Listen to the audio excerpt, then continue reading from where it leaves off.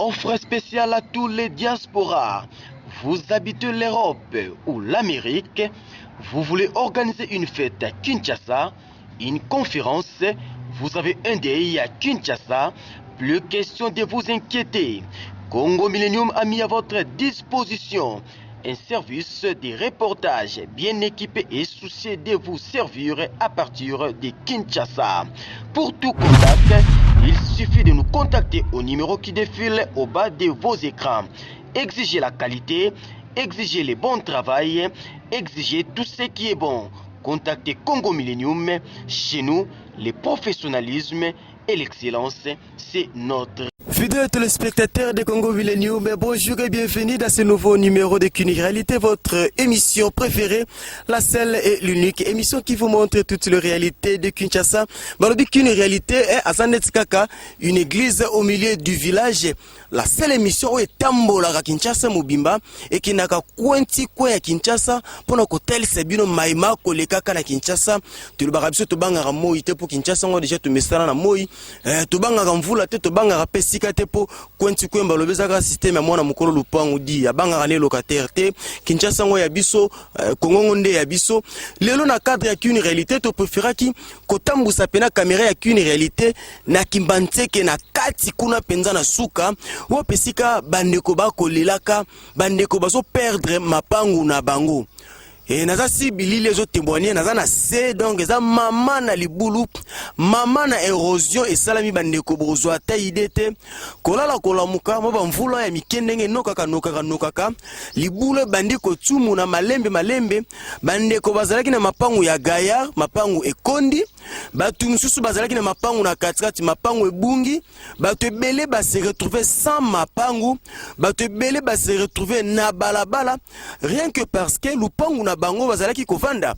et érosion et salami wana et non seulement que érosion et salami bandeko bakena balabala mais mutu pa kolandela bango azalité boyebi kaka Kinshasa ngope mokonza mboka zo beta mutu mokonza mboka zo sala o esengeli ko sala na ba capacité ba possibilité na ye kasi moi quelque batu nenge zalaka ba dongolo misu to batu ya mitima mabe bazanga raté moko ba ko sala ka pendeti ba sabotaka makambu yango bana kin bazo mona ndeti ba konzi bazo sala le côté bazo sala na bango kasi moi quelques personnes mitima mabe bazo komisa message té et c'est pourquoi qu'une réalité à se porter na ye garant ya kosunga bana kin ya kosunga bana Congo ko komisa bango na nyonso ezoleka ko talisaka bango ba réalité ezoleka na Kinshasa bandeko bozomona mona oyo ezande bango bakolo mapangu ya koto bato mapangu ezinda na bato mapangu ekundama tokotambusa kamera pe tokopesa micro bandeko bakolobela bokoyeba nini ekoleka bato malembe tiwa pesika bandeko bazwami bamekotalisa biso mwa moke lolenge nini bango bazali ko vivre na bokasi toujours et à Congo Millennium bokoyeba ce qui se passe à Kinshasa et ce qui se passe na Congo Mobimba tomoni pe bandeko baso pusana ndeko bomoni monene ya libulu ngo bomoni tala ba risque bandeko baso parcourir mbote ndeko mbote papa to kuti ope awa wo pesika érosion zali yebisa biso lopango na bino wapi yango biso lopango na biso place to telemi mais bakonza mboka basunga biso kaka polibulu oyo banda 2000 wana kutu biso ta sola kobota te libulu ezalaka kaka bakipaka koto oyo te babwakisa biso mais soki tanga vote baembango balobi ntango foti bayaka mbangu mais sans vote bino batsa bino kate biso bataka biso kate bakipaka kutu biso te libulu oyo tomataka na mai na mutu mai d'abord comprendre car balobi plein d'émotions na bakanda banini batu baganga batu bapesela bambela mais ndeti pe kaka batu mususu pe bazo sala semblant bourgmestre commune na Kimbantseke balobi o eza makambu na yo nde fo sala moi projet yo fo kotisa projet yo nde fo bousculer bandeko ya gouvernement central po bango nde basala masolo oyo commune na Kimbantseke eza tellement gaillard et eza la capacité ke bakoko kabulango pe boti pe 3 communes babezaka système soso ko katotiki tondi makambo na sonité to tambusi miko ba ndeko pe bazali wana papa pasa na likambo ko bakisa mbote papa mbote papa merci yebisa biso na libulu o érosion esalami pendant mbula boni papa érosion ya libulu oyo donc à partir de 2000 ans tilero ka mbula muda bebisi biso liboso ezalaka boyete na solo pango kala na 1979 mais donc nzela ezalaka bien mené donc mbula muda bebisi yango mais tala côté na biso baso ci biso te or que deux ans na cadre capital bosala ndenge nini pona ko lutter contre érosion po tomoni le pongo na bino se liami makasi contre région donc kunaga babambu kuna biloyo ko protéger ki iya côté ndako te tala ndako ivani bana awa tozana commune ya Kimbantseke mais précisément quartier nini po ba konditant so ba ko sutuka ba ebité. Bon merci au quartier Liobo au quartier Liobo les boulots ils allaient entrer donc Rima Baka Membewa et puis le Lendo. Ok, merci. Tokotambusa caméra totala pe bandeko bazana ngambu ya libulu tomoni bazotala biso na mwa mosika bango pe kuna mwa lopango pe ndambu baliama bakolobeli ya mboto kende ndeko mwasi pasengi mwa liloba mbote ndeko mbote papa yo pe oza awa esika wapi libulu liami balobi système kaka ya Jackie Chan biso libulu oyo biso tobotami awa tokoleli awa toboti bana pe awa mais likambo libulu oyo depuis 2000 ans bana na biso babota mpe bana bakoli me mokonza mboka même ataba gourmestre même ataba député bakiparate na yebite soki bayeba ko be bayeba raté mais loka bino bomonani eza malamu bakanisa biso pona libulu oyo soki te un jour bakoyoka ke batu bacholi bourgmestre bino lime ya Kimbantseke komoni nani en tout cas ngapelo kwa na zakana Kishasa tenga na utaki Brazzaville na kipa penda te papa bourgmestre bino Kimbantseke komboni za kanani en tout cas le coup de papa tu yebi que donc bourgmestre la zalme deba ko mona yete bandeko lesbiro Kinshasa saka ka yombe po bandeko bavaila Kimbantseke mena bourgmestre kombo bayebite depuis mona bourgmestre sali combien d'années si o mona ye na mona ye kala na yembula na mona ye kudote papa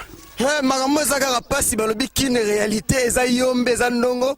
bandeko bazana commune Kimbantseke bayebi bourgmestre te et sikoyo ekolekela nini tobeta tour tokita totambusa mwa micro to lakisa bino kati ya libulu lisusu mozindo mpe bandeko bazana ngambu bazana posa batia mwa maloba batalisa pe makanisi na bango po bango nyonso bazali parmi ba perdant kaka nde bozomona ezaka système lezo balobi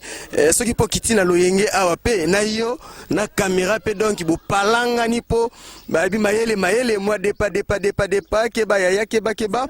ok ndeko palinga lo bambote. Bonjour. Ouais, kosimba te yo ngolo banini ligama libulu yo. Nalobi libulu we ko bongisa biso libulu oyo. Biso tozonyo kama na mai. OK, merci bandeko bazonyo kama balobi azaka système à glisser donc milelo na milelo na biso kuti tozo matango sa cantine ya mai mais tozo yoka mama na likambo le vieux Ricky Dibenzi l'homme millénium Kinshasa ngonde yangoyo papa désiré motema mabe ya la ministre balobi 25 ans na mikili mais moi tour na Kinshasa yaka o matali bula Kimbantseke bongo total suite na yo sikino pe boza ba victime ya érosion yo bandela keso papa bino pe boza ba victime ya érosion oyo oui toza victime nango wapi parcelle na bino bon ngali pangu yango ya yebisa biso na libulu érosion esalami depuis quand bon libulu eumeli pena banda 2000 ans j'espère banda 2000 ans libulu ezofungwa maboye toyebite l'état zala na mboko to azalaka te toyebite donc bakozwa ngo pour la deuxième fois bon mon ara ndenge fungwa makaka donc moeza te bourgmestre na bino pesi ya kotala libulu yo bourgmestre na kuto ata kombo toyebi ete bourgmestre na bino yebi kombo nete toyebi kombo na ete komona pe boto mona pe vota ndenge nini en tout cas ko voter ezalaka na ba bureau kombo wana bon na yebi ku te so na rolo bandenge bandeko saka kapasi bourgmestre Kimbantseke bana Kimbantseke bayebi ete bongo soki komba bourgmestre kutu bayebi te seke elongi na ye kutu mawampanga nini yokolo baba konza mboka par rapport à érosion pe libulu muneno yo bon batalaka bango moko en tout cas koto to souffrir ya liboso ma ezate courre ezalaka te banda batila biso ba desa ba potoir donc anje zangi te na mboka oyo po bakunda libulu oyo ebela mabele ba chinois bazolongola kuna bazoyiba ezokende ba Chine biso mo mboka tozokemba na osengaka na André Kimbuta aya kotala biso na Kimbantseke quartier Lwebo. Ok, merci bandeko ezala kimbanteke quartier Lwebo kuna penza na mwakati micro pe caméra ya Congo Millennium ekota ketambolaki pona kotel sebino érosion oya munene soki to s'intéresse ki na likambo érosion oyo ezala kite pona kosambwisa bakonzi ya mboka yango objectif te Congo Millennium azala kola église na katikati ya village Congo Millennium azala kola miroir ya bana Congo ya bana Kinshasa mpe ya bandeko baza mosika na mboka mopaya bandeko baza na mboka mopaya bato baza na mwa solo bazali batulokola ba papa désiré batulokola ba bobo kota na France batulokola ba Diani Ngingi na kata France batulokola ba Freddy Motole na kata Hollande batu bazana mwa solo bazali oyo volontaire kosunga mboka ezali kasi ba komi tunaka to kosunga mboka na nini talentina Congo Millennium atambusaka kamera pe micro na ye kola kisabino mwa bisika oyo ezo simba te non pas dans l'idée ya kosambwisa mboka to ba konza mboka non na likanisa kola musa ba konza mboka pamba te